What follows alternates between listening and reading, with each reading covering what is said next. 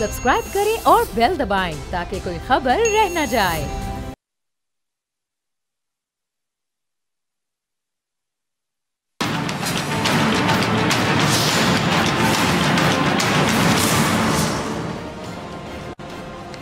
अस्सलामुअलैकुम नाजरीन, मैं हूँ डॉक्टर फ़िज़ा खान और मैं हूँ पाकिस्तान। मुश्किलात में घिरे वतन अजीज़ के लिए एक अच्छी खबर। पाकिस्तान और आलमी मालियाती इदारे IMF के दरमियान इक़्तिसादी जायज़ा मुज़ाकरात कामयाब हो गए हैं। मुज़ाकरात से मुतालिक जारी अलामिये के मुताबिक पाकिस्तान और IMF का स्टाफ लेवल मुआहदा तय पा गया।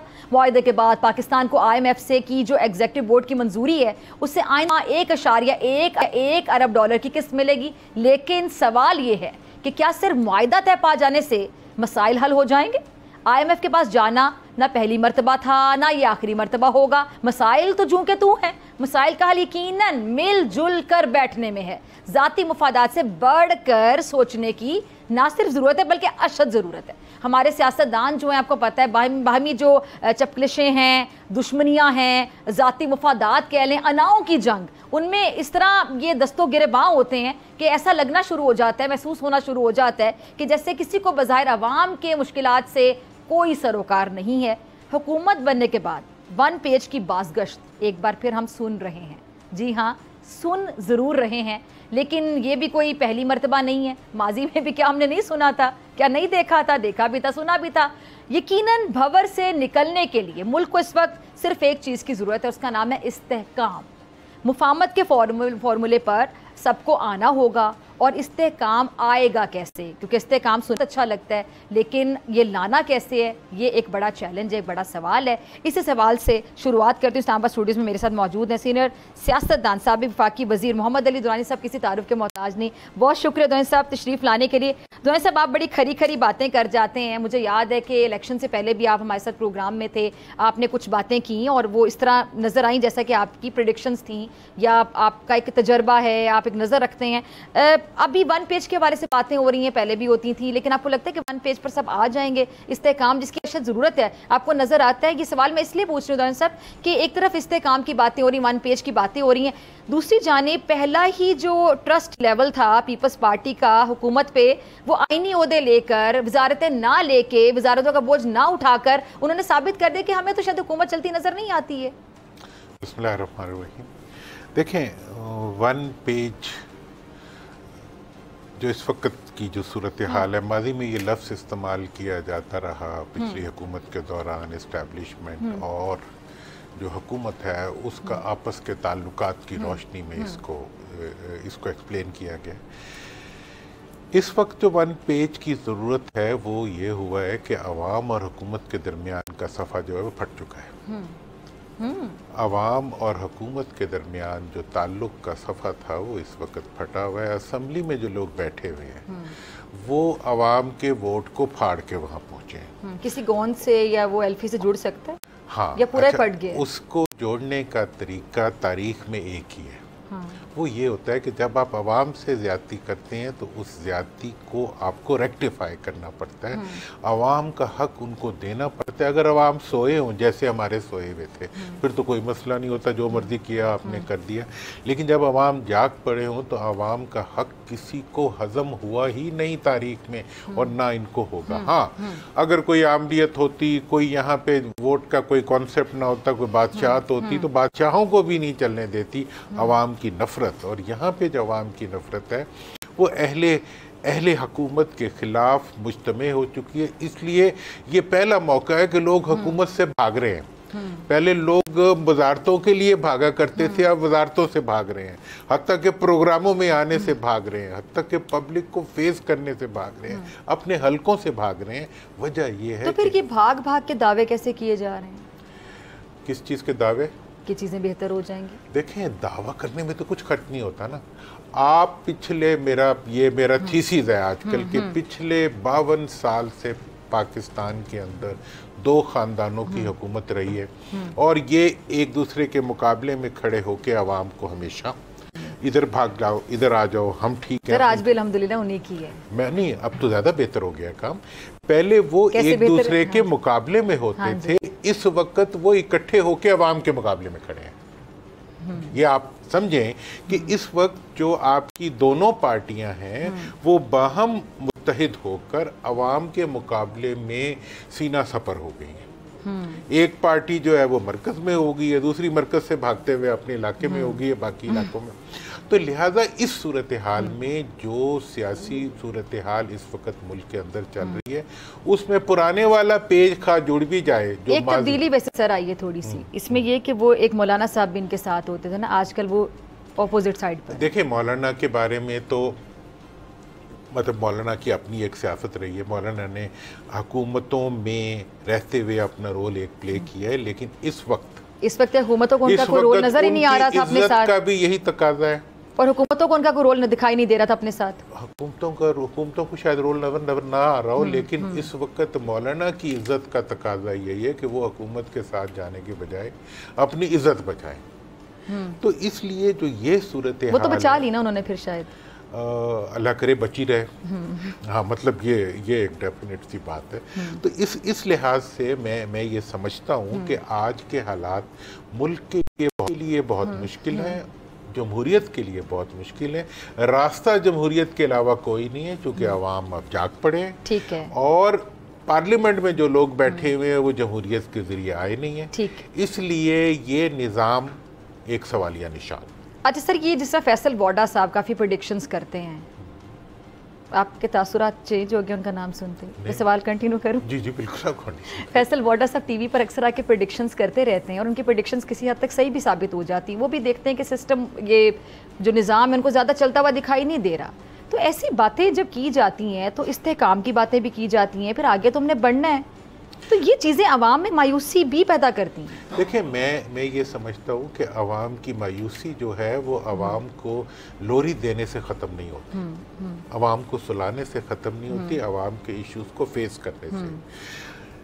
जहाँ तक प्रेडिक्शंस का ताल्लुक है, किसी बारे में किसी इंफॉर्मेशन बेस्ड प्रेडिक्शन का वो की जा सकती है, कोई करे तो मैं उसको रोक नहीं सकता, लेकिन मेरा शोबा नहीं है। मैं तो सिर्फ और सिर्फ पॉलिटिकल एनालिसिस के जरिए, मैं तो सिर्फ प्रेडिक्शन के बारे में बात ही करना चाह रही हूँ कि ये सिस्टम आगे चलता हुआ अगर आपको नजर नहीं आता है, अब जैसे या ये हुकूमत आई है, तो अगर कोई कहे कि जी साल बाद 1.5 साल बाद कोई चेंज होगा, तो ये चीज हम मुल्क इसका मुतहम्मिल नहीं हो सकता। मुझे तो मुल्क की फिक्र है। देखिए, मैं तो अपने मुल्क के लिए सवाल पूछ रही हूँ। आपके घर से कोई चीज चोरी करके ले जाए, हाँ, जब तक आपका माल वापस नहीं मिलेगा आप मुतमईन होंगे? नहीं होंगे। अवाम का वोट चोरी हुआ है, अवाम मुतमईन नहीं होंगे। और तो ये साबित कैसे होगा कि चोरी हुआ है? तो हुकूमत में जो वो कहते हैं कि हमें तो अवाम ने मैंडेट दिया है, देखिए ना जी, वो कहते साबित करके दिखाएं। अवाम को तो पता है ना सर, जिनका चोरी, आपकी चोरी होती है, आपको तो पता होता है पुलिस माने ना माने बात। तो अब देखिए, जहाँ तक वोट का ताल्लुक है, वोट का जो एक, अब वो हल्के खुलने का सिलसिला तो अलबत्ता शुरू हो गया है ना। हल्के आपको खोलने पड़ेंगे, आपको फॉर्म 45, फॉर्म 47 की जो बात शुरू हो रही है उसको तस्लीम करना पड़ेगा। आपको हुकूमत का हक ये कोई बात है कि आप किसी को मुकम्मल तौर पे महरूम कर दें, किसी को बिल्कुल हाथ बांध दे, पाँव बांध दे, टांगे बांध दे, आंखें पट्टी लगा दे, फिर कहें दौड़ो। उसके बावजूद अगर वो आगे निकल जाए तो आप फिर कहेंगे जी अब तो हम तुम्हें स्पेशल सीट्स नहीं देंगे। तो इसलिए ये जो सिचुएशन इस वक्त सेनेट उसने बनाई है, इलेक्शन कमीशन ने बनाई है, जो इस वक्त सूरत हाल मुल्क की इंतज़ामिया ने बनाई है, और अब आगे भी देखें ना कि इलेक्शन के बाद मज़ीद अगली सिचुएशन बन रही है। कुछ लोग जो कि सियासत का बैकग्राउंड नहीं रखते, उनके नाम सामने आ गए सेनेट के लिए आज़ाद हैसियत से, और कुछ लोगों पे तनकीद भी हो रही है, आप समझ रहे होंगे।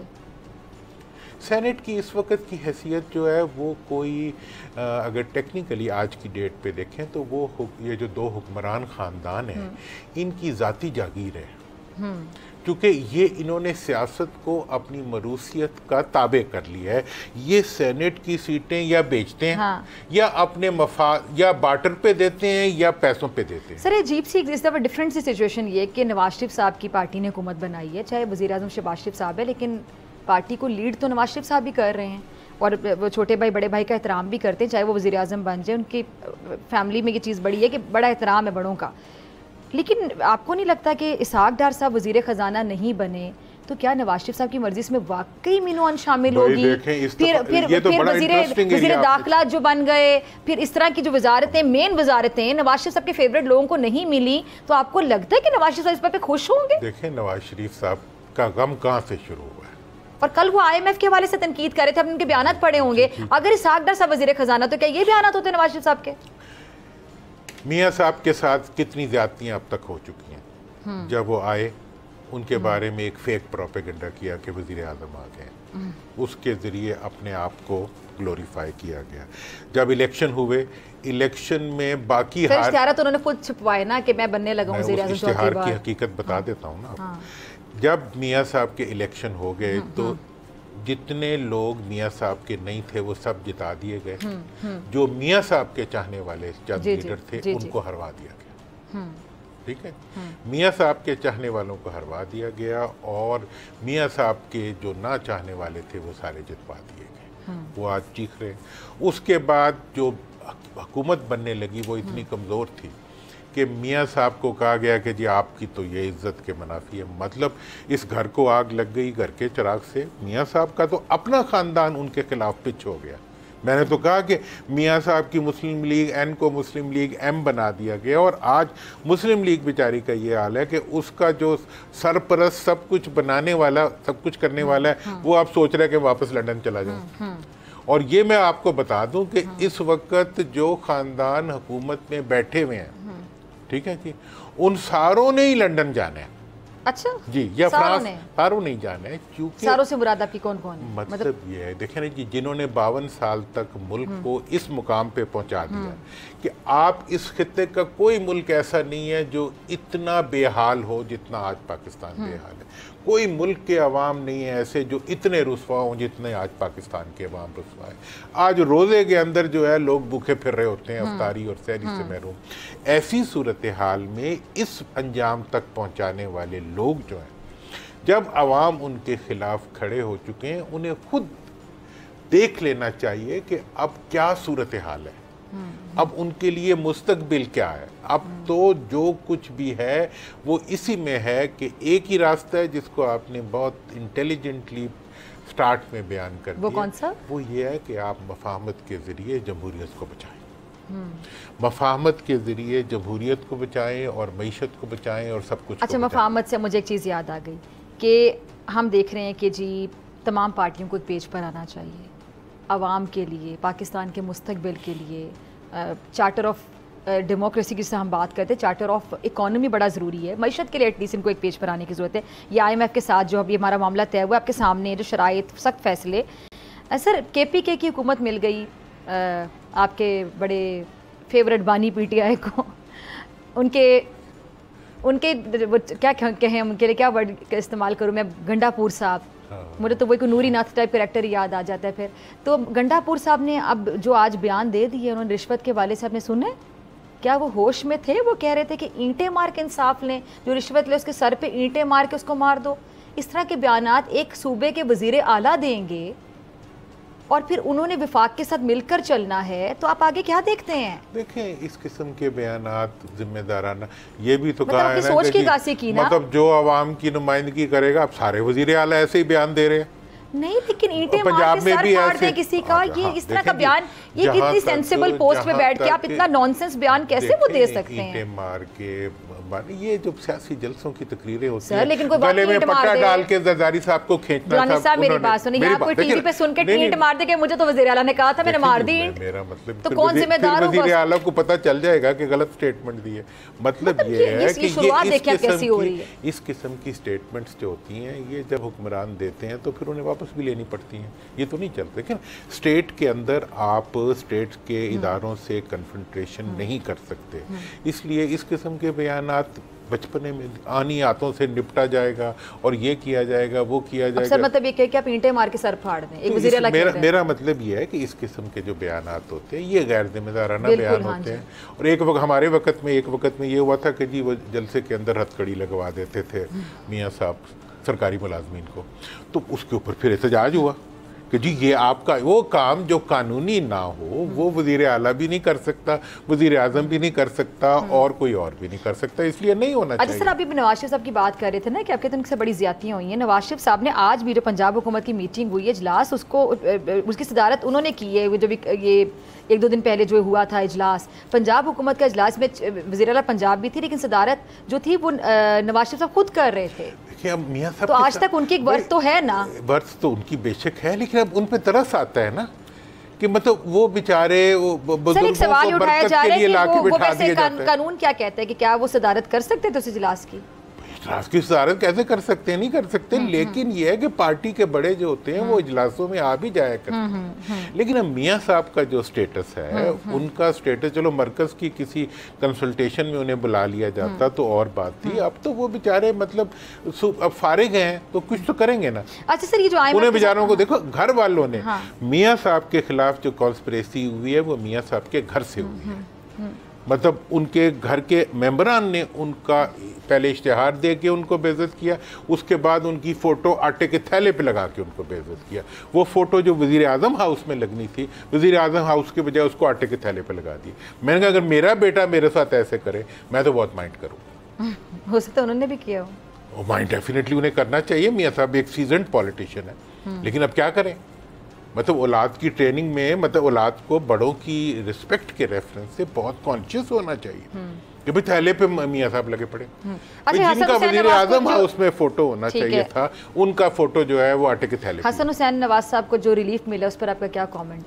देखें, यहाँ जो रिलीफ मिलती है ना और जो अकाउंटेबिलिटी होती है वो दोनों ऐसी होती है। ठीक है। अच्छा सर, हम मतलब जिसकी कोई वक़्त नहीं है। जब मुकदमात थे, बात ये है कि आप आवाम को के तकाज़े बदल जाते हैं, ऐसे भी कह सकते हैं। हुकूमतें मैंने आपको ये बात हमेशा कही है कि पाकिस्तान के अंदर तमाम जो तनख्वाहदार इदारे हैं जी, खा वो अदलिया हो, खा वो ब्यूरोक्रेसी हो, दीगर इदारे हों, ये सब के सब इस मुल्क के जो फ्यूडल्स हैं। बहुत शुक्रिया दुरानी साहब, आप तशरीफ़ लाए, और नाज़रीन आपसे मुलाकात होगी ब्रेक के बाद।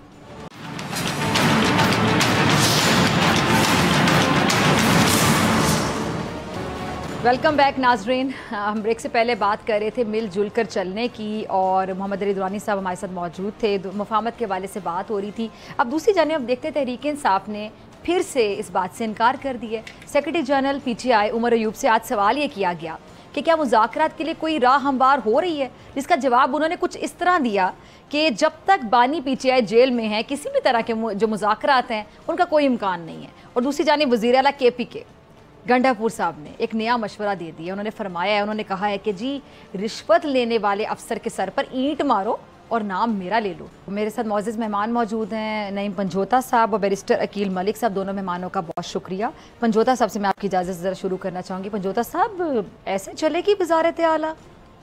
देखिए, बहुत शुक्रिया जी।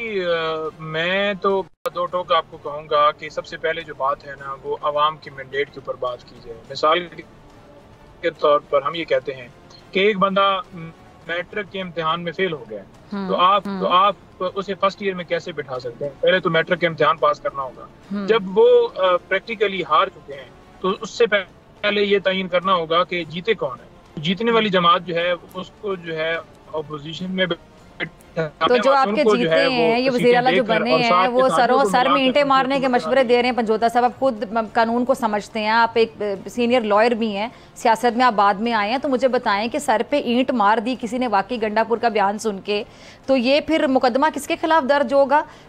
कल को कोई ईंट वाकई मार दे, कोई सर फिरा, तो वो कहे मैंने तो वज़ीर आला साहब का खिताब सुना था। नहीं, देखिए, बात यह है कि वज़ीर आला साहब जो है ना, वो हमेशा जो है जिस तरह से उनके बयानात भी आ रहे हैं, जिस तरह से वो सारी चीज़ें लेकर चल रहे हैं, आप उनकी परफॉर्मेंस भी देखें, और अगर वो किसी मैंडेट के ऊपर या उस हवाले से बात करें तो वो उनका हक है, वो कर सकते हैं।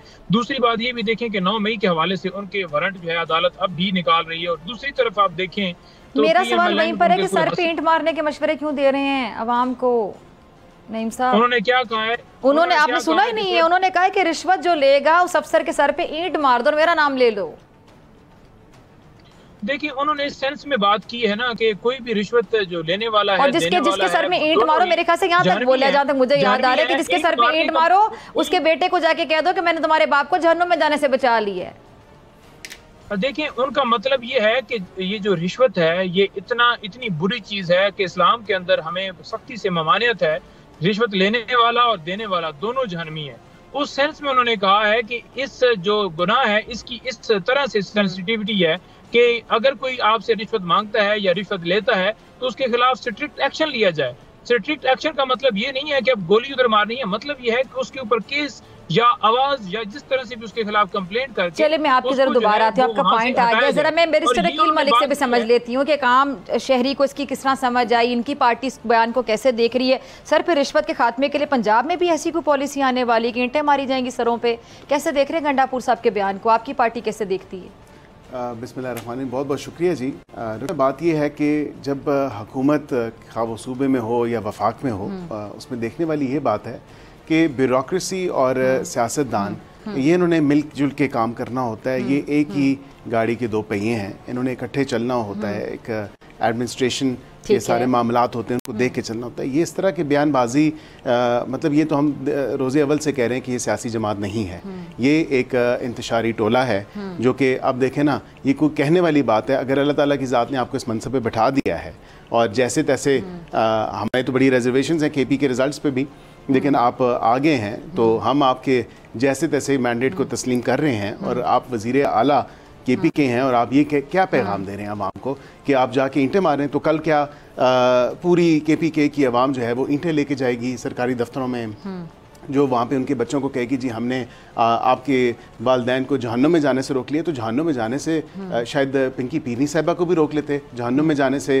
फरा गोगी को भी रोक लेते, जहन्नुम में जाने से इमरान खान साहब को भी रोक लेते। तो बात ये है कि ये भाषण तो हमें बड़ा अच्छा दिया जा रहा है और हमें बताया जा रहा है कि जी हमने बड़ा करप्शन एक ऐसी अछूत बीमारी है। हम तो कह रहे हैं, हमारे तो मैनिफेस्टो 13 में भी 18 में भी अकाउंटेबिलिटी था, लेकिन ये आए अकाउंटेबिलिटी के नारे पे। अकाउंटेबिलिटी के नारे पे आने के बाद इन्होंने लुटो और फुटो वाली सियासत की। और आप आज देखें अलकादे ट्रस्ट, आप देखें इसकी तोशा खाना की चोरियां, आप देखें फरागोगी किधर है। आप ये पोस्टिंग ट्रांसफर्स की बात करते हैं तो ये ज़बान ज़द आम है। पंजाब में जब बुज़दार का राज था तो बुज़दार साहब क्या करते थे, ये सारे लोग, ये पूरा टोला पैसे बटोरते थे, 5 लाख 10 लाख AC की पोस्टिंग, DC की पोस्टिंग। अब वो माहौल नहीं है, अब पूरी अकाउंटेबिलिटी हो रही है पंजाब में। पंजाब का वो जो एक लुटा हुआ कह लें वकार था वो वापस आया और अल्हम्दुलिल्लाह वफाक में भी और पंजाब में भी हम वाक़तन जो एक असल सही मानों में खिदमत की हुकूमत है वो हमारी पार्टी कर रही है। ठीक है, पंजोता साहब मैं आपकी तरफ आना चाहूँगी। पंजोता साहब, आप उनको मैंडेट चोर कह रहे हैं, वो आपको मैंडेट चोर कह रहे हैं। वो कह रहे हैं KPK के जो रिजल्ट्स हैं उन पर उनको शदीद रिजर्वेशंस हैं, तहफ़्फ़ुज़ात हैं, क्या कहेंगे आप? फिर एक दूसरे को इस तरह कहते रहेंगे तो इस्तेकाम कैसे आएगा?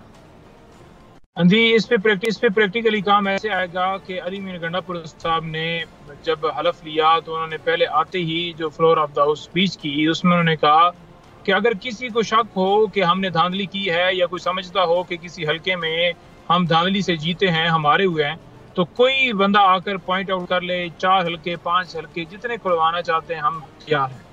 क्या मुस्लिम लीग नून या किसी और जमात पीपल्स पार्टी हो, उन्होंने किसी ने ऐसा बयान दिया है कि हम कोई हल्के खुलवाने के लिए तैयार हैं या फॉर्म 45 लेकर आ जाएं? जी कुछ तो कहना चाह रहे हैं अकील साहब। जी नहीं साहब, हमारी दरखास्तें इलेक्शन कमीशन में मैं मुकम्मल करता हूँ ना, क्योंकि 3-4 चीजें इन्होंने ऐसी की हैं कि दरमियान में मेरा बड़ा उस वक्त मेरा दिल किया कि मैं बोलूं, मैं ऐसे नहीं रोकूं, लेकिन मैंने उनको सुन लिया। वो 2-3 चीजें क्या थी? वो एक चीज तो ये जिन्होंने कहा है कि पिंकी पीरनी, अब मैं उसको अगलू बगलू कहूंगा ना नवाज शरीफ के बेटों को या मरियम को कोई मैं नाम दूंगा टिकटॉकर वगैरह, तो बुरी बात है। ठीक है, इन्होंने एक ये गलत बात की है, मैं इसकी पुरजोर मजम्मत करता हूँ। इनको ये ऐसे अल्फाज, ये बेस्टर है, इनको नहीं ये सूट करता। तो सर आपने भी अगलू बगलू कह दिया ना, देखिए आप भी ना कहते हैं ना, ये आपने अल्फाज बोल भी दिया, आप लोग ये तो करते हैं, आपने कह भी दिया, आपने कहा अगर मैं कह दूं नहीं। देखें, जब वो बात कर रहे थे तो आपने उनको नहीं रोका, जब मैंने बात की तो मेरे ऊपर आप बोल रहे हैं, मेरे पीछे पे कि आप मेरे साथ लड़ाई करते हैं। उनकी आपने मुकम्मल बड़ी तहम्मुल के साथ उनकी बात आपने होने दी है। पूरी उन्होंने ये नहीं ना कहा कि अगर मैं ये कहूँ, अगर मैं वो, उन्होंने जो कहना था कह दिया।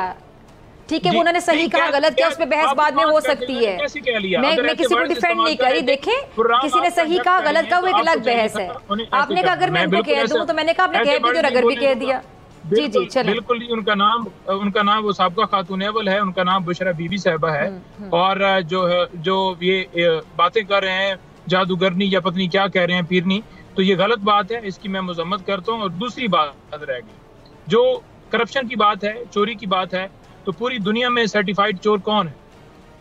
अगर यहाँ पर नारा लगाए ना चोर का नाम ले, तो मुझे बताएं कि इमरान खान का नाम आएगा, ये किसका है? जी बिल्कुल, तो उससे ही आएगा जिसको 3 दफा बिठाया गया और उन्होंने कोई परफॉर्मेंस नहीं दी गई, जिसका रिजल्ट उन्होंने देखा कि इलेक्शन के अंदर जिस तरह वो गंदे तरीके से हारे हैं, मैं ये समझता हूँ कि थोड़ी सी अगर अखलाकी जरूरत होती तो जैसे नईम रहमान साहब ने ये कहा था कि मैं हार गया हूँ अपनी सीट, ये अगर कह देते तो थोड़ा सा चोरी वाला एलिमेंट जो है ना वो कम हो जाता। अब दोबारा इन्होंने अपने ऊपर मोहर लगा दी है। अब रह गए हसन और हुसैन, जैसे वो आए हैं दायमी वारंट उनके खत्म हुए। एक तरफ इमरान खान के वारंट जारी होते थे, 26 घंटे ऑपरेशन जमान पार के अंदर जारी रहा, कारकुनान के ऊपर चैलेंज तशद्दुद जारी रहा, उसमें हमारी खवातीन के साथ जो सलूक किया, वाटर कैनन का इस्तेमाल किया, सिर्फ क्या है जी पेश करना है। और हम ये कह रहे थे कि हम छोटी देते हैं कि हम आने के लिए तैयार हैं। हाई कोर्ट का सदर क्या है छोटी देने के लिए, उसका नहीं माना। खान साहब खुद कह रहे हैं कि मैं आने के लिए तैयार हूँ, किया जाए, क्योंकि कारकुनान के ऊपर आप तशद्दुद कर रहे हैं। एक तोशाखाना केस है जिसमें सिर्फ मैं इस वजह से नहीं आ पा रहा था क्योंकि वजीराबाद में हमला हुआ था, सिक्योरिटी खदशात थे कि अगर वही जुडिशल कम्प्लेक्स के अंदर ट्रांसफर कर ली जाती है अदालत तो खान साहब ने आ जाना था। लेकिन दूसरी तरफ बाहर बैठे हुए ही दायमी वारंट भी खत्म हो जाते हैं, बरी भी हो जाते हैं, फिर उनके वालिदैन को मसनद के ऊपर बैठा कर लोगों को जो है वो सलूट जो जिस तरह से मरवाए गए हैं वो लोगों को खराज तहसीन पेश किया जा रहा है कि ये आपका वोट है, ये आपकी इज्जत है, ये जमहूरियत है जिसकी तौहीन करके लोगों की तौहीन की गई। ये जो लॉन्ग मार्च है इसका जो एक 1 पॉइंट एजेंडा अगर मैं जानना चाहूँ क्या होगा, ये इंतखाबात में धांधली होगा या आपके जो बानी चेयरमैन है PTI उनकी रिहाई होगा मुतालिबा? 1 पॉइंट एजेंडा जो है ना वो इंतखाबात के अंदर धांधली होगा। अगर उनकी रिहाई के लिए लॉन्ग मार्च करना होता ना जी या उनकी रिहाई के लिए आप चाहते हैं, आप कह रहे हैं इंतखाबात में धांधली जो है ना वो एजेंडा होगा। देखिए हम डिमांड करते हैं कि एक तो जो केसेस हैं वो सारे झूठे हैं, बोगस हैं। हम जुडिशल कमीशन की डिमांड करते हैं कि 9 मई के ऊपर जुडिशल कमीशन बनाया जाए और मेरिट के ऊपर फैसले दिए जाएं। एक केस भी अगर सुना जाए तो वो चलने के काबिल नहीं है। मैं आज 2 केसेस की आपको मिसाल देता हूँ। इस्लामाबाद डिस्ट्रिक्ट कोर्ट के अंदर 2 केसेस के अंदर कल मैंने बरीत की दरखास्तों के ऊपर आर्गूमेंट्स किए। आज वो 2 केसेस के अंदर इमरान खान साहब को इस बुनियाद के ऊपर बरी किया गया है कि कोई शवाहिद रिकॉर्ड के ऊपर मौजूद नहीं है। मैं आपके साथ ऑर्डर शेयर कर देता हूँ। 2 केसेस में कल बरी हुए हैं, किस बुनियाद के ऊपर हुए हैं कि कोई एविडेंस नहीं है। तो जब एक केस साल के बाद 2 साल के बाद वो आकर रिजल्ट निकलता है कि वो कोई शवाहिद नहीं मिले, तो वो किस तरह ऐसे केसेस बनाकर आगे चलाए जा रहे हैं और सारा किया जा रहा है। हम यही कह रहे हैं कि इस वक्त जो सियासी इस्तेकाम है वो जरूरी है माशी इस्तेकाम के लिए। जब तक आप अवाम का मैंडेट वापस नहीं करेंगे, मुल्क के अंदर सही नुमाइंदे नहीं लगाएंगे, तो फिर कोई आगे मुल्क नहीं बढ़ सकता। अब इनके पास रोड मैप क्या, 16 महीने हुकूमत रही, कोई मुझे बता दें कि इनकी परफॉर्मेंस हो जिसमें मईशत बेहतर हुई हो। और नेक्स्ट मईशत तो आपके दौर में भी बेहतर हुई मंजूता साहब, मईशत के चैंपियन कहा जाता था असद उमर साहब को, फिर असद उमर साहब को तब्दील करना पड़ गया। पहले IMF के बारे में क्या बयान दिए जाते थे, अब IMF को आप लोग खत लिख रहे हैं भाई। बिल्कुल IMF को खत लिख रहे हैं। अगर असद उमर साहब को चेंज किया गया है तो वो चेंज करने का मतलब ये नहीं है कि पाकिस्तान तहरीक इंसाफ की हुकूमत जो है वो ओवरऑल सारी फेल हो गई है। वजीर खजाना उन्होंने अगर चेंज किया तो एक टीम के अंदर भी एक जो है वो दावे सब बड़े-बड़े करते हैं, फिर जब अमली तौर पे परफॉर्म करने का टाइम होता है तो फिर परफॉर्म नहीं हो रहा होता। तो परफॉर्मेंस पे तो आप लोग सब एक दूसरे पे कोई कमेंट ही ना किया करें, मैं तो ये कहूँगी। अच्छा चलें, आपकी इजाज़त से ज़रा वकील साहब ये मुझे बताएं कि आपने आज़ाद हैसियत से इलेक्शन लड़ा, फिर जीत गए, फिर नून लीग में दोबारा शामिल हो गए, पहले टिकट नहीं मिला था, क्या कहानी थी ये? सॉरी एक्सक्यूज मी, कहानी ये थी कि मैंने 2018 में ज़िमनी इंतखाबात में हिस्सा लिया था और पार्टी का उस मुश्किल वक्त में पार्टी का परचम तकरीबन 50,000 वोट मैंने उस टाइम जब PTI पूरे अपने जोबन पे थी वहाँ पे मुझे 50,000 वोट उस टाइम जो है मैंने हासिल किया। कंटिन्यूसली मैं हल्के में रहा, हल्के की आवाम के साथ जुड़ा रहा और जब टिकट की बारी आई तो यहाँ पे सीट एडजस्टमेंट हो गई और किसी को टिकट इशू नहीं हुआ क्योंकि मैं फेस था पाकिस्तान मुस्लिम लीग नून का और पाकिस्तान मुस्लिम लीग नून की पहचान और मेरी पहचान, हम दोनों की एक दूसरे की पहचान हल्के की आवाम के साथ थी। और उसके अलावा हल्के की आवाम ने ये भी फील किया कि इनके साथ बड़ी ज़्यादती हुई है, इनको टिकट नहीं मिला। पिछले 5 साल से ये पार्टी के साथ हर लेवल पे हर तरह जुड़े हैं और पार्टी के लिए इन्होंने बड़ा काम किया है। तो आखिर में फिर सीट एडजस्टमेंट होगी, लेकिन ऑब्वियसली टिकट तो किसी को नहीं दिया गया, वहाँ पे सीट को ओपन छोड़ा गया और मैंने फिर आज़ाद हैसियत से कंटेस्ट किया। मशावरत के बाद अपने हल्के की आवाम से चीदा लोगों से मैंने मशावरत की और बड़ा जम्मे गफ़ीर बन गया और वहाँ पे फिर जो है उनकी यकवाज़ ज़बान हो के आज़ाद हैसियत से फॉर्चून फेवर्स द ब्रेव। मैं ये कहूँगा कि किस्मत भी। अच्छा, फिर जीतने के बाद क्या हुआ, वो वाली कहानी में जानना चाहती हूँ। जीतने के बाद भी बस मैंने फिर आपसे राब्ता हुआ, पार्टी ने राब्ता राब्ता किया, पार्टी डेफिनेटली राब्ते पार्टी को एहसास हुआ कि ये बंदा काम का था, बस वो कहते हैं जिसने काम किया उसे छुट्टी ना मिली, तो पार्टी ने डेफिनेटली राब्ता किया और पार्टी ने कहा जी हमें, ऑब्वियसली पार्टी को रियलाइजेशन फिर आपने कोई गिला शिकवा किया या फिर आप बड़ा आराम से मान गए? कोई गिला शिकवा नहीं, गैर मशरूत तरीके से, और क्योंकि पहले भी पाकिस्तान मुस्लिम लीग नून मेरा घर था, अभी भी है और आइंदा भी रहेगा, और वज़ीर आज़म पाकिस्तान शहबाज शरीफ साहब ने भी भरमला हमारी पार्लियामानी मीटिंग एक बड़ी अच्छी एग्जांपल आपने सेट की कि आपने आज़ाद हैसियत से लड़ा, फिर पार्टी को जब रियलाइज हुआ आपके जीतने के बाद उन्होंने आपसे राब्ता किया और फिर वो आप अपनी पार्टी के साथ चले। जी बिल्कुल, ठीक है। तो आगे क्या उम्मीदें, फिर क्या करने जा रहे हैं पाकिस्तान की बेहतरी के लिए? देखिए जी, मैंने I want to serve Pakistan, और वो किसी भी कैपेसिटी में हो, एज ए लेजिस्लेटर हो या किसी और कैपेसिटी में हो। देखिए हमें नौजवानों को, जो नौजवान हैं, मतलब मुस्लिम लीग नून ने भी अभी बड़ी कैंपेन में बड़ा इस बात पे बड़ा जोर दिया कि जो नौजवान हैं वही पाकिस्तान का मुस्तकबिल है, यूथ पर बड़ा फोकस किया गया। तो बहुत से लोग ये कहते हैं कि यूथ पर जो फोकस किया जाता है, इंस्पिरेशन आपको अपनी मुखालिफ पार्टी से मिली है, इसमें आपका कमेंट चाहूंगा। To a certain extent may be, क्योंकि देखिए लोग इन दो पार्टियों तो पहले फोकस नहीं होता था यूथ पे, भी कहना चाहते हैं कि बाद में फिर आप लोगों को रियलाइज हुआ फोकस नहीं था। I call a spade a spade, और वो यही है कि हमारी पार्टी या इवन की पीपल्स पार्टी भी या दीगर पार्टियां भी यूथ पे फोकस नहीं करती थी। अभी क्योंकि हमारा जो अगला इलेक्शन 5 साल बाद आएगा, हमारा यूथ का एक बहुत बड़ा और बल जाने वाला है, तो उसको किस तरह जो है, किस सिमत आपने लेके जाना है, उनके लिए क्या पॉलिसीज बनानी है, उनके लिए क्या आसानियां लेके आनी है, उनको क्या एम्प्लॉयमेंट अपॉर्चुनिटीज प्रोवाइड करनी है, उनके लिए उनके फ्यूचर के लिए आपने किस तरह आर्टिफिशियल इंटेलिजेंस है, IT से रिलेटेड मौके हैं, बाकी दीगर चीज़ें हैं, हमने वो देखनी है कि हमने किस तरह जो अब जेन जी गुजर गई, जेन जी के बाद जो ये मिलेनियल्स शायद हमारा टाइम था, जेन जी आ गई, अब ये जो आगे जो यंगस्टर्स की पूरी एक फोर्स आ रही है, इसको किस तरह और किस सिमत में लेके जाना है, इसको हमें पाकिस्तान की बेहतरी के लिए इस्तेमाल करना चाहिए, पाकिस्तान के मुस्तकबिल के लिए इनको जो है कलीदी किरदार इनका अदा ये लोग करेंगे, और इंशाल्लाह मैं समझता हूँ कि ये हमारी जो एक जो यूथ की एक वो नुमाइंदगी है वो इसमें ट्रांसफर होगी। तो आपकी पार्टी के जो पुराने लोग हैं उस बात से खुश हैं? वो खुश हैं, बिकॉज इवन आई थिंक जितने बुजुर्ग भी हैं और जितने वो अपना एक तजर्बा रखते हैं, वो इस चीज़ को जानते हैं कि अब आने वाला वक्त नौजवान। ठीक है जी, चलें जी, फेयर इनफ। अच्छा नईम साहब, आपकी तरफ आना चाहूँगी। ये जो अफगानिस्तान से दहशतगर्दी की कार्रवाइयाँ होती हैं, तो नईम साहब ये बड़ा पुराना इशू है और ये बड़ा एक हसास इशू अगर मैं कहूँ, और इस पर भी बैरिस्टर गौहर ने जिस किस्म का बयान दिया कि जी हमारे दौर में अफ़गानिस्तान से कभी हालात ख़राब नहीं हुए, तो आप इस इशू को, ये जो इतना सेंसिटिव हसास इशू है, इस इशू को भी आप लोग सियासत से जोड़ रहे हैं? देखें फिजा, बात यह है कि जो गौर साहब ने बात की है ना, थोड़ा सा इसका अगर बैकग्राउंड पे जाएं तो मैं खान साहब से जब जेल में मिला तो खान साहब ने अफगानिस्तान के हवाले से अपना मौक़िफ़ जो है वो दिया।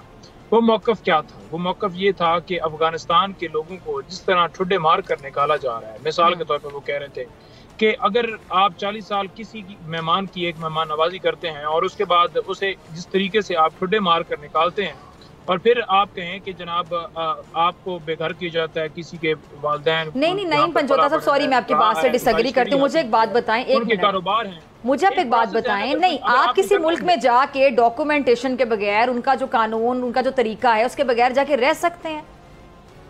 देखिए उसके लिए तो हमारे यहाँ अगर कोई रह रहा है, हमने तो बड़ी अच्छी मेहमान नवाजी की है, हमने तो इतना ख्याल रखा और इतने साल रखा, क्या हमारा एज ए कंट्री ये राइट नहीं है? देखें बात यह है कि एक सवाल के अंदर अब सुन लिया करें, उसका जवाब फिर दूसरा कर लिया करें। जी जी, मैं ये कह रहा हूँ कि मिसाल के तौर पर एक पाकिस्तानी है, वो यूके जाता है, वहां पर अपने डॉक्यूमेंट्स बनाता है और उसकी वहां पर नेशनैलिटी जो है हो जाती है, ठीक है, उसका एक प्रोसेस है।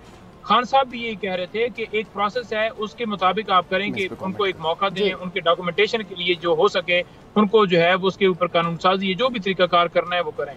क्या जो यहाँ पर 50 साल से रह रहे थे, क्या वो सारे दहशतगर्द थे?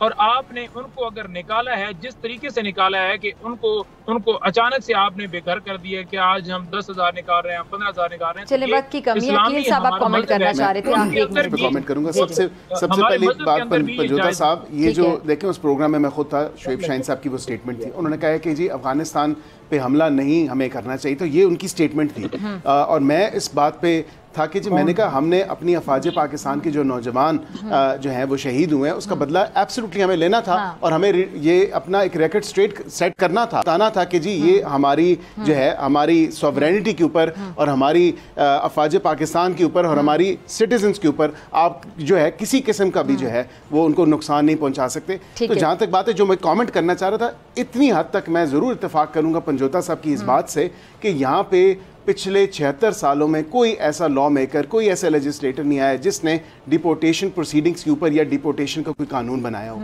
ये लकूना है, इस हद तक ये बात जरूर करूंगा, लेकिन बात ये पहले हो जाना चाहिए था इसमें, ये इनकी भी हुकूमत थी और इस पे काम बहुत पहले हो जाना चाहिए था। अभी ये मैं अपनी, क्योंकि हम लोग गवर्नमेंट में हैं तो हम भी इस पे डेफिनेटली काम कर रहे हैं कि डिपोर्टेशन प्रोसीडिंग्स को, ड्यू प्रोसेस को वायलेट किए बगैर डिपोर्टेशन प्रोसीडिंग्स हो। लेकिन आपकी बात से भी मैं बहुत ज़्यादा इत्तेफाक करता हूँ और वो ये है कि हमारा भी राइट है, हम लोगों ने 4 दहाइयों से लोगों की खिदमत की, ये लोग इंटीग्रेशन नहीं करते, ये लोग आपके सोसाइटी में इंटीग्रेट नहीं होते और ये लोग हमेशा एक अपनी स्मॉल पॉकेट्स में रहते हैं और हमारे मुल्क को हमेशा तक नुकसान पहुँचाए। जितने वेलकमिंग, जितने मेहमान दोस्त हम हो सकते थे, उसका मेरे ख्याल से शायद ये हमें सिला इसी तरह ही उन्होंने देना था। तो अब कानून प्रॉपर तरीके से डिपोर्टेशन का एक प्रोसीजर सेट हो और जिस तरह बाहर के ममालिक में है जो ये कहते हैं कि इनके लीडर बात करते थे, वो डिपोर्टेशन का प्रोसीजर, वो पॉलिसी हो और उसके मुताबिक जो है उनको वापस भेजा जाए। ठीक है जी, कील साहब आपका बहुत शुक्रिया और नईम पंजोता साहब आपका भी बहुत शुक्रिया वक्त देने के लिए। नाज़रीन आपसे मुलाकात होगी ब्रेक के बाद, और ब्रेक के बाद मेरे साथ मौजूद होंगे ब्रिगेडियर रिटायर्ड मसूद खान साहब।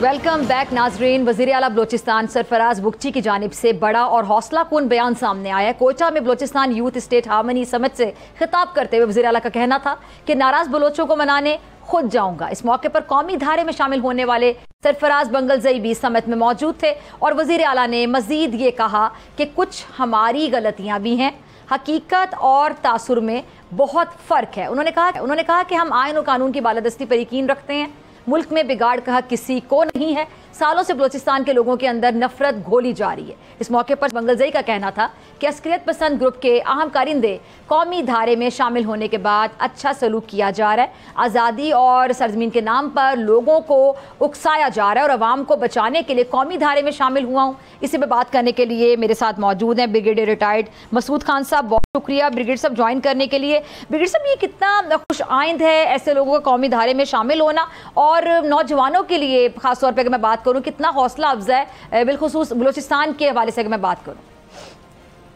बहुत शुक्रिया। देखिए जी, एक तो सरफराज बांग्लादेश से पहले गुलजार इमाम शाम्बे वापस आए थे और ये सरफराज बांग्लादेश उनके सेकंड इन कमांड थे और देखें इनके वापस आना एक अच्छा मैसेज गया। और जो चीफ मिनिस्टर है सरफराज बुगटी जो है वो बलूचिस्तान के डायनेमिक्स को समझते हैं, वहाँ के होम मिनिस्टर भी रहे हैं और इनका ये कहना कि वो खुद जाएंगे तो बहुत अच्छी बात है।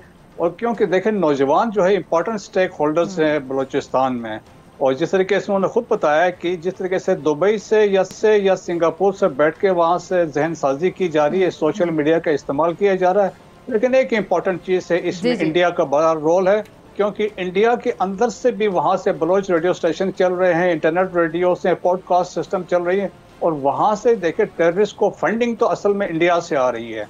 तो ये सारी चीज़ें, लेकिन स्टेक होल्डर्स बहुत यंगस्टर्स हैं इसमें इम्पोर्टेंट है। और एक इम्पॉर्टेंट चीज़ इसमें हाईलाइट करना चाहूँगा कि आज अफवाज पाकिस्तान में तकरीबन वो 5% जो स्ट्रेंथ है वो बलोचों पर मुश्तमिल है, 800 से ऊपर ऑफिसर्स हैं और 2019 में जो sword of honour Pakistan naval academy में जिसको मिला वो बलोच था, नवीद जहरी, और PMS 2021 में स्वॉर्ड ऑफ ऑनर जिसको मिला उस्मान बलोच, वो भी एक बलोच थे। उनके 2 भाई ऑलरेडी फौज में थे। तो अफवाज पाकिस्तान में इनके बड़ी बराबर की नुमाइंदगी हो रही है और वो मुहिब वतन है। तो मेरे ख्याल में बलोच नौजवानों को एंगेज करने की ज़रूरत है। और एज कम्पेयर टू देखें कि मारंग बलोच जिस तरीके से यहाँ प्रोपेगेंडा करने आई हुई थी और बलोच यूथ को वो एक्सप्लॉइट करने की कोशिश कर रही थी, या फिर बलोच BSO है, बलोच ऑर्गेनाइजेशन जैसी तंजीमें हैं, ये लोगों को जहन साजी करके पोल्यूट करना चाहती है। लेकिन मेरे ख्याल में प्रेजेंट चीफ मिनिस्टर बहुत अच्छी तरीके से डायनेमिक्स को समझते हैं। मेरे ख्याल में things will go in the right direction. अच्छा, दूसरी चीज़ ये ब्रिगेडियर साहब के जिस सरफराज बंगलजई की जानिब से ये बयान के सलूक जो है वो नहायत मुस्बत है, शानदार है। जब से धारे में शामिल हुए हैं तो यकीनन दूसरे लोगों के लिए बहुत बड़ा एक मैसेज है कि आएँ और कौमी धारे में आप शामिल हों। जी हाँ, बिल्कुल है। देखें, ये गुलजार इमाम शाम्बे जो इनका कमांडर था बलूचिस्तान नेशनल आर्मी के, तो उन्होंने भी यही पहले मैसेज दिया था जब उन्होंने सरेंडर किया, तो उन्होंने कहा था कि लोग वापस आ जाएं और आम माफी, मेरे ख्याल में जो होनी चाहिए गवर्नेंस में कि एक आम माफी का दोबारा अनाउंसमेंट होनी चाहिए और लोग वापस। और सॉरी मैं आपकी बात काट रही हूँ ब्रिगेड साहब, ये रियासत ने भी कितने बड़े ज़र्फ का मुजाहिरा किया, बड़े दिल का सबूत दिया। लेकिन यकीनन सही कह रही है, रियासत माँ है, देखें हर एक को वो वेलकम कर रही है। और जिस तरीके से देखें गुलजार इमाम शाम्बे और सरफराज बंगलजे को माफ किया है, तो वो खुद अपने किए पे नादिम है, तो मेरा ख्याल में एक अच्छा मैसेज है और हम उम्मीद कर सकते हैं। आल्दो बलूचिस्तान में टेररिज्म बहुत हद तक कंट्रोल हो चुकी है, लेकिन ये है कि जो चंद अनासर अभी भी है जो बैरूनी आकाओं के उसके बहस पे ये कर रहे हैं, क्या चाहे वो अफगानिस्तान में कैंप्स इस्तेमाल कर रहे हैं या इंडिया से सपोर्ट हासिल कर रहे हैं, मेरे ख्याल उनके लिए भी मैसेज है कि राइट टाइम है वो आए और जाके कौमी दायरे में शामिल हो। ठीक है, बहुत शुक्रिया ब्रिगेड साहब आपके वक्त के लिए। बल्कि लास्ट 1 मिनट अगर आप कुछ ऐड करना, कमेंट अगर आप कुछ कहना चाहें ब्रिगेड साहब। मैं यही कहना चाहूँगा कि ये बलूचिस्तान के यूथ जो है कि वो बहुत इंपॉर्टेंट स्टेक होल्डर्स है, उनको एंगेज करना चाहिए और उनको मतलब जो फैसिलिटीज़ है एजुकेशन में, government of Balochistan health facilities है, रोड इंफ्रास्ट्रक्चर्स हैं और तालीमी मैदान में जिस तरह के अफवाज पाकिस्तान ने हॉस्टल फैसिलिटीज़ अक्रॉस पाकिस्तान इनको प्रोवाइड की है, मेरे ख्याल में इनको हमें उस तमाम एरियाज़ में इनको एड्रेस करके उनके ग्रेवेंसेस को एड्रेस करना चाहिए। ठीक है जी, बहुत शुक्रिया ब्रिगेडियर मसूद खान साहब आपके वक्त के लिए। और इसी के साथ मुझे दीजिए इजाज़त, आपसे मुलाकात होगी इंशाल्लाह कल सेम टाइम सेम चैनल। अगर ज़िंदगी ने वफा की, दुआओं में याद रखिएगा, अपना बहुत ख्याल रखिएगा। अल्लाह ने के बाद